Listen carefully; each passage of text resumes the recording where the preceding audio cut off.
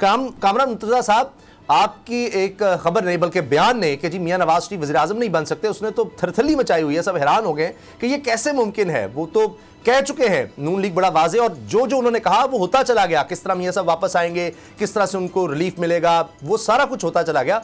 आपने किस तरह से ये सर कह दिया? जाहिर है कि आप पाकिस्तान के बड़े कानूनी और आईनी माहिर हैं, इस पर भी रोशनी डालिएगा, लेकिन उससे पहले सर क्या आप भी समझते हैं कि कोई इस वक्त मुल्क में कोई लाडला है?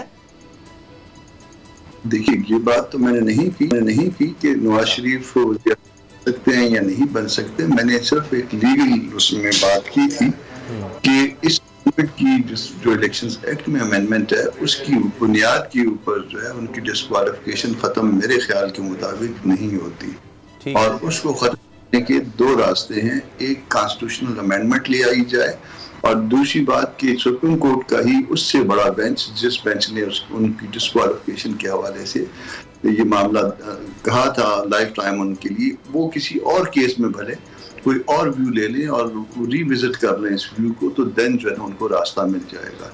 तो बाकी तो मुल्क में नहीं पता कि क्या होगा और किस तरह से होगा, मगर रसूल की बात जो है ना वो बहरहाल मेरी नज़र में यही बनती है, और यही मैंने जी मैं समझ, यानी मौजूदा सूरत हाल में जो इस वक्त कानूनी पोजीशन है उसमें वो नहीं बन सकते, लेकिन अगर कुछ आगे इलेक्शन एक्ट वगैरह में तब्दीलियां या आइन में, तो फिर उनके लिए मामला दूसरी तरफ जा सकते हैं। उस पर सर आगे बात करते हैं, लेकिन मौजूदा सूरत हाल में जी सर नहीं, इलेक्शंस एक्ट में नहीं, इलेक्शंस एक्ट में तरमीम हो चुकी, मगर दस्तूर में तरमीम अगर होगी तो उसकी बुनियाद पे मेरा ख्याल है कि सिर्फ वो रास्ता देगा, या फिर सुप्रीम कोर्ट खुद अपने मामले को रिविजिट करे तो रास्ता उनको मिलता है।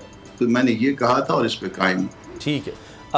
और सर आईनी तरमीम तो अब 2/3 अक्सरियत चाहिए, उसके लिए असेंबली चाहिए, तो फिलहाल जरा मुश्किल लग रहा है जिस तरह आपने फरमा दिया, वरना सुप्रीम कोर्ट। सब्सक्राइब करें और बेल दबाएं ताकि कोई खबर रह न जाए।